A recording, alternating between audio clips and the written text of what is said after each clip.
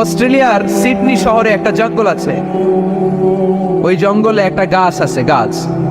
ওই গাছটা to the direction of কেবলা, কেবলামুখী হয়ে মানুষের মতো রুকু করে আছে একটা গাছ। সুবহানাল্লাহ কইতে বললেন না? ক্যালেন্ডারে দেখা যায়, পত্রিকায় দেখা যায়, গাছ রুকু করে আছে।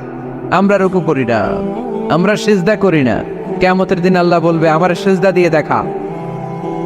আপনারা যারা নামাজ পড়েছেন, সিজদা দিয়েছেন, তারা আল্লাহু আকবার বলে সিজদায় লুটিয়ে পড়বেন। আর যারা নামাজ পড়ে নাই, তারা শত চেষ্টা করেও তাদের পিঠকে বাঁকা করতে পারবে না। এজন্য 5 ওয়াক্ত সালাত জামাতের সাথে পড়ার দরকার আছে না নাই? আজকে আমরা সূরাতু আর রহমান থেকে কথা শুনবো, ইনশাআল্লাহ। পড়েন। এই সূরাটা মুখস্থ আছে কার কার? অনেকেরই তো মুখস্থ। হাত নামান। এই সূরাটা যদি মুখস্থ নাও থাকে, এই সূরার মধ্যে এমন একটা আয়াত আছে, এইটা সবার মুখস্থ, ঠিক কিনা? ফাবিআইয়ি আলা'i রাব্বিকুমা তুকাযযিবান, আমার কোন নিয়ামতকে তোমরা অস্বীকার করবে।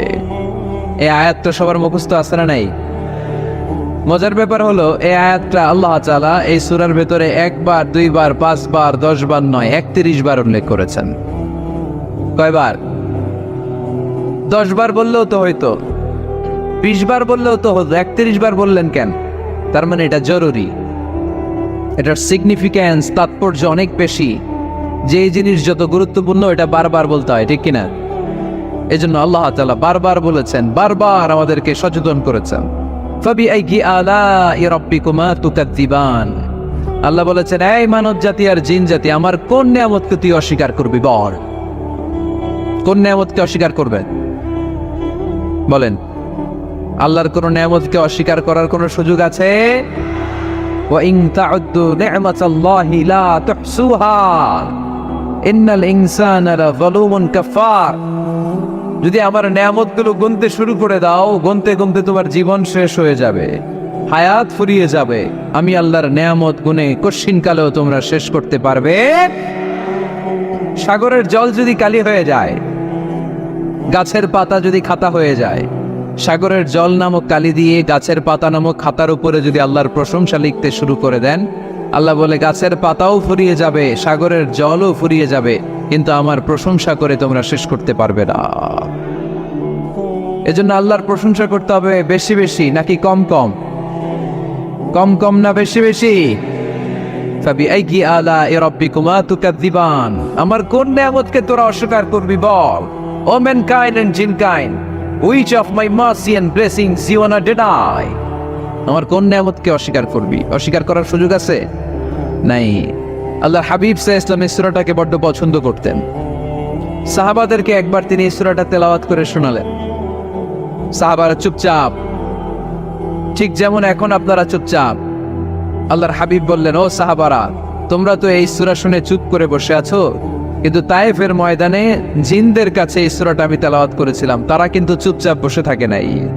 যতবার আমি ফাবিআইয়ি আলা'i রাব্বিকুমা তুকাযযিবান পড়েছি, এই আয়াতের বিপরীতে তারা উত্তর দিয়েছে, কারণ এই আয়াতটা একটা প্রশ্ন। It's a question from your Lord to mankind and jinnkind. এটা আল্লাহর পক্ষ থেকে মানব জাতি এবং জিন জাতির কাছে রেখে দেওয়া একটা প্রশ্ন। ফাবিআইয়ি আলা'i রাব্বিকুমা তুকাযযিবান, আমার কোন নিয়ামতকে অস্বীকার করবি তুই? আল্লাহর কোন নিয়ামত অস্বীকার করার কোনো ক্ষমতা আমাদের আছে? নাই, অসম্ভব। এজন্য এটা একটা প্রশ্ন। আল্লাহর হাবিব বললেন, ও আমার প্রাণের সাহাবারা, তোমাদের সামনে যখন সূরা রহমান তেলাওয়াত করলাম তোমরা চুপচাপ, কিন্তু তায়েফের ময়দানে যখন জিনদের কাছে তেলাওয়াত করেছি তখন তারা চুপচাপ থাকে নাই। যতবার আমি ফাবিআইয়ি আলা'i রাব্বিকুমা তুকাযযিবান তেলাওয়াত করেছি, প্রত্যেকটা আয়াত শেষে এই প্রশ্নের উত্তর তারা দিয়েছে। সুবহানাল্লাহ পড়েন। যতবার এই আয়াতটা পড়েছি, প্রত্যেকবার এই আয়াত শেষে তারা প্রশ্নের উত্তর দিয়েছে। তারা প্রত্যেকবার বলেছে, লা বিশাইইন মিন নিআমিকা রাব্বানা নুকাযযিবু ফালাকাল হামদু। আল্লাহ, তোমার কোনো নিয়ামত অস্বীকার করার কোনো সুযোগ নাই, সব প্রশংসার মালিক তুমি। আবার যখন এই আয়াতটা আমি পড়েছি, আবার উত্তর দিয়েছে, আবার আমি পড়েছি, আবার উত্তর দিয়েছে। এরকম 1 বার নয়, 2 বার নয়, 5 বার নয়, 10 বার নয়, 31 বার এই আয়াতটা তেলাওয়াতের পর পর জিনেরা এই আয়াতের উত্তর আমার সামনে দিয়েছে। সুবহানাল্লাহ পড়ে। লা বিশাইইন মিন নি'আমিকা রাব্বানা নুকাযযিবু ফালাকাল হামদু। We cannot deny any of your mercy and blessings. All praises to you. All praises to you.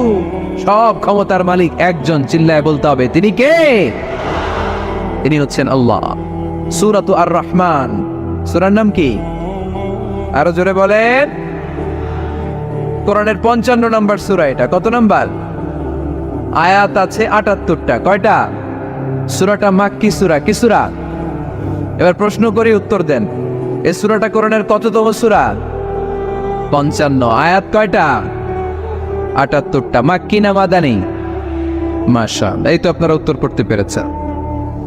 এই সূরাটার একটা চমৎকার নাম আছে।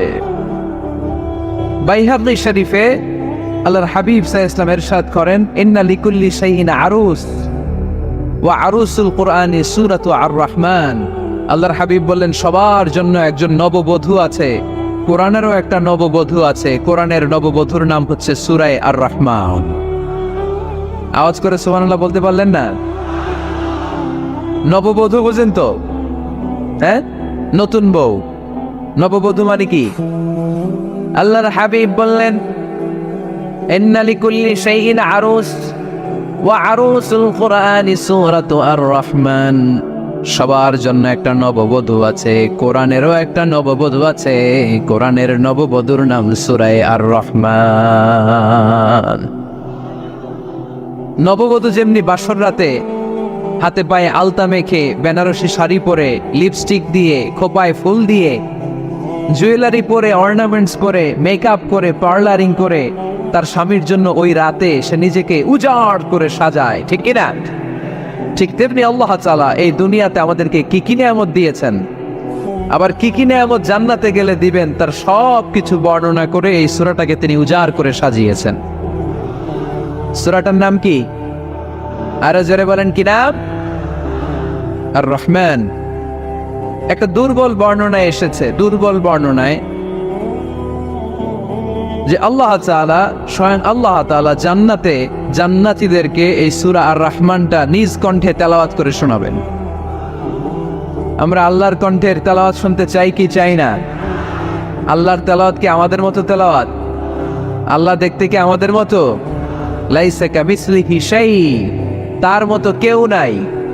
তার মতো কেউ আছে? তার মতো কেউ নাই। তিনি তার মতো। তিনি কার মতো? তিনি তার মতো। লাইসা কামিসলিহি শাই। জান্নাতীরা যখন জান্নাতে ঢুকবে, আল্লাহ তাআলা প্রশ্ন করবেন, ও জান্নাতীরা, এই কোরআনে যত নাজ নেয়ামতের বর্ণনা দিয়েছিলাম তার সবগুলো কি তোমরা পাই টু পাই বুঝে পেয়েছো?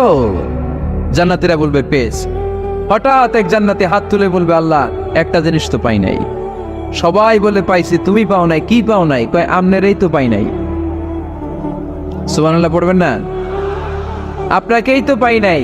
সব দেখলাম, সব খাইলাম, সব দেখলাম, কিন্তু আপনারা তো দেখলাম না। আল্লাহ তাআলা তখন বিশাল জান্নাতের এক কনফারেন্স রুমে সবাইকে বসিয়ে আল্লাহর দিদার মানুষকে দেখাবেন। আল্লাহ তাআলা তার গোপন সৌন্দর্যকে সেদিন জান্নাতীদের সামনে প্রকাশ করে দিবেন। আল্লাহর হাবিব বসবেন ওই কনফারেন্স রুমে সবার সামনে। আল্লাহর হাবিবের পেছনে বসবে অন্যান্য নবীরা, তারপরে শুহাদা, সালেহীন, আউলিয়া সবাই বসবে। ওই জান্নাতের কনফারেন্স রুমে আমরাও যেন বসার জায়গায় পাই, আল্লাহ তুমি তৌফিক দিয়ে দিও। আল্লাহ তাআলা অনেকগুলো নূরের পর্দার পেছন থেকে নূরের ঝলকানি মারবে। ওই ঝলকানি এক মুহূর্তের জন্য দিবে। এক মুহূর্ত। কয় মুহূর্ত? 70,000 নূরের পর্দার কথা বলা হয়। এই বর্ণনাটাও দুর্বল। পর্দা আছে কিন্তু কয় হাজার জানে কে? আল্লাহ। ওই পর্দা সরিয়ে আল্লাহ তাআলা সৌন্দর্যের বা নূরের ঝলকানির এক আলোক ছোটা জান্নাতীদের সামনে তুলে ধরবেন এক মুহূর্তের জন্য। কয় মুহূর্ত? আলোক ছোটা দিয়েই আবার নাই, আবার সরাই ফেলবে। ওই এক মুহূর্ত দেখে জান্নাতীরা পাগল হয়ে যাবে, অপলক নেত্রে তাকিয়ে থাকবে। এইভাবে চোখের পলক ফেলবে না, চোখ মেলে তাকিয়ে আছে। কিন্তু সামনে কিন্তু আল্লাহর নূর আর নাই, কারণ ওইটা আসছিল কয় মুহূর্তের জন্য? এক মুহূর্ত পরে নাই। কিন্তু কি যে দেখলাম, কত সুন্দর, কোটি কোটি বছর এরকম অপলক নেত্রে জান্নাতীরা তাকিয়ে থাকবে। ইন্নাল্লাহা জামিলুন ইউহিব্বুল জামাল, আল্লাহ নিজে সুন্দর, সৌন্দর্যকে পছন্দ করেন। আল্লাহর চাইতে সুন্দর কিছু হতে পারে? চিল্লায় বলেন পারে? আল্লাহ তাআলা তার সৌন্দর্যকে সেদিন জান্নাতীদের সামনে তুলে ধরবে। এই সূরাটা নাজিলের একটা ব্যাকগ্রাউন্ড আছে। আল্লাহর হাবিব সাল্লাল্লাহু আলাইহি সাল্লাম মক্কার জমিনে কাফিরদেরকে দাওয়াত দিতে লাগলেন, আল্লাহর ইবাদত করো, আল্লাহর জিকির করো, আল্লাহর প্রশংসা করো। এরকম দাওয়াত দিতে দিতে কিছুদিন পরে বিষ্ণু সাল্লাল্লাহু আলাইহি ওয়াসাল্লাম বলতে শুরু করলেন, রহমানের ইবাদত করো, রহমানের জিকির করো, রহমানের পায়ে সিজদায় লুটিয়ে পড়ো। তখন কাফেররা প্রশ্ন শুরু করে দিল, মুহাম্মদ এতদিন বলতা আল্লাহ, এখন কইতেছো রহমানের কথা, আসলে কোনটা? আল্লাহরে তো আমরা চিনি, রহমানরে তো আমরা চিনি না। আল্লাহর দাওয়াত দিচ্ছ, আল্লাহর গুণগান গাইছো, আল্লাহকে আমরা চিনি জানি, কিন্তু রহমানটা আবার কে? সে আবার কবে আসলো, কোত্থেকে আসলো, কবে থেকে আছে, কতদিন থাকবে? রহমানরে তো আমরা চিনি না। ওরা রহমান চিনে না। এজন্য আল্লাহ তাআলা রহমানকে চিনায় দেওয়ার জন্য আর রহমান নামে একটা সূরাই নাজিল করে দিলেন। وَإِذَا قِيلَ لَهُمُ اسْجُدُوا لِلرَّحْمَنِ قَالُوا وَمَا الرَّحْمَنُ, যখন তাদেরকে বিশ্বনবী বললেন রহমানের পায়ে সিজদা দাও, রহমানের জন্য সিজদায় লুটিয়ে পড়ো, ক্বালু ওয়ামার রহমান, তারা বলল রহমানটা আবার কে? রহমান কে? আল্লাহ চিনি, রহমানরে তো চিনি না। এখন রহমানকে এটা চিনানোর দরকার আছে না নাই? রহমানকে এটা চিনানোর জন্য আল্লাহ তাআলা আর রহমান নামে কোরআনে একটা সূরা নাজিল করলেন। চিল্লায় পড়েন আল্লাহু আকবার।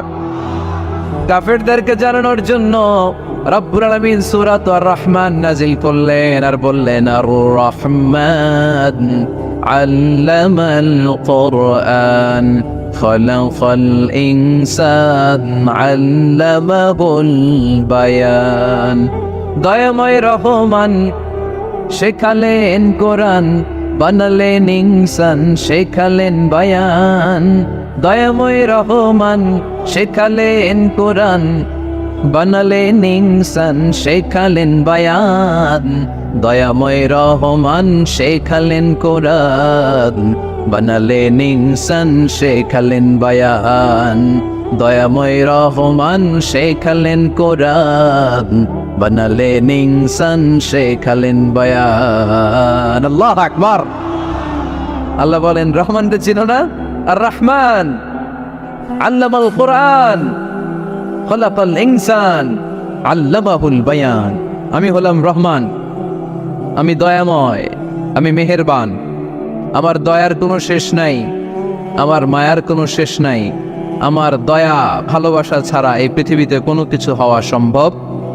ওয়াসিআত রাহমাতি কুল্লা শাই, সব জায়গায় আমার আল্লাহর রহমত আছে না নাই? আল্লাহর রহমত ছাড়া এক ফোঁটা বৃষ্টি আকাশ থেকে জমিনে ঝরে, আল্লাহর রহমত ছাড়া একটা গাছের পাতা মাটিতে পড়ে, আল্লাহর রহমত ছাড়া একটা শ্বাস আমরা ভেতরে ঢুকাতে পারি। আল্লাহর রহমত ছাড়া পৃথিবীতে কিচ্ছু সম্ভব না। চিল্লায় বলেন ঠিক কিনা? আমার আল্লাহর দয়া ভালোবাসা যে কত বেশি আমরা জানি না, আমরা জানি না। আরশের বুকে আল্লাহ বিশাল সাইনবোর্ডে লিখে রেখেছেন, সাবাকাত রাহমাতি গাদাবি, সাবাকাত রাহমাতি গাদাবি। এর মানে হচ্ছে আমার রাগের উপরে আমার দয়া বিজয় লাভ করেছে। সাবাকাত রাহমাতি গাদাবি, আমার রাগও আছে, আল্লাহর রাগ আছে না? আমার দয়াও আছে, আল্লাহর দয়া আছে না? আল্লাহ বললেন আমার রাগও আছে, আবার আমার দয়াও আছে, তবে জেনে রেখো আমার রাগের চেয়ে দয়া বেশি। আল্লাহর কোনটা বেশি? দয়া বেশি। আমাদের পাপ অন্যায় যত বড় হোক, মনে রাখবেন আল্লাহর দয়া তার চাইতেও বড়। নাকি ছোট? আপনি যত বড় পাপ করেন না কেন, আমাদের জন্য আল্লাহর পক্ষ থেকে দয়া আছে না নাই? বনি ইসরাইলের এক লোক সিরিয়াল কিলার ছিল, খালি মার্ডার করতো, সিরিয়াল মার্ডার। একটা, দুইটা, তিনটা, 10টা, 5টা করতে করতে করতে করতে 99টা মার্ডার করেছে। কয়টা? এলাকায় আছে নাকি এরকম কেউ? 99টা মার্ডার। কল্পনা করা যায়? 99 জন মানুষকে সে নিজ হাতে হত্যা করেছে। 99 মার্ডার করার পরে তার মনে ভয় আসলো, হায়রে না জানি আল্লাহ আমার সাথে কেমন আচরণ করে আখিরাতে। আমার তওবা আছে কিনা কপালে জানি না, আমার তো ক্ষমা নাই, কি করবো আমি? তো সে লোকজনদেরকে জিজ্ঞেস করলো, আমার ক্ষমা আছে কিনা, এটা কে বলতে পারবে? আমাকে আল্লাহ মাফ করবে কিনা? তারা সবাই বললো, এই এলাকায় এক আল্লাহর ওলি আছে, তার কাছে যাও। সে আল্লাহর ওলির কাছে যেয়ে বলে, ও আল্লাহর ওলি, আমি 99টা হত্যা করেছি, 99টা মার্ডার, আমার কপালে ক্ষমা আছে কিনা তুমি একটু বলো। আল্লাহর ওলি কই, কি বললা? 99টা মার্ডার? হায় হায় সর্বনাশ, তোর কোনো ক্ষমা নাই। এবার যে মার্ডার করছে কয়, আমার যেহেতু ক্ষমা নাই, তোরে বাঁচায় রেখে লাভ কি, তোরেও দিলাম শেষ করে। এবার সেঞ্চুরি করে ফেলাইছে। কথা বুঝতেছেন? আমার যেহেতু ক্ষমা নাই, তো তোরে বাঁচায় রেখে কি লাভ, তোরেও শেষ করে দিলাম। এবার সেঞ্চুরি। সেঞ্চুরি করার পরেও ভয় আসে না নাই অন্তরে? অন্তরে তো আল্লাহর ভয়, কই যাবে? খুঁজতে লাগলো কে সমাধান দিতে পারবে। একজন বলল, ওই এলাকায় একজন বড় আলেম আছে, ওই আলেমের কাছে যাও। সে আলেমের কাছে যেয়ে বলে, আলেম, আমি 99টা হত্যা করেছি, এখন আমার বড্ড ভয় হয়, আল্লাহ আমারে মাফ করবে কিনা, তুমি একটু আমারে বলো। আলেম বলে, তোমার গুনাহ যত বড়ই হোক, আমার আল্লাহর দয়া তার চাইতেও বড়।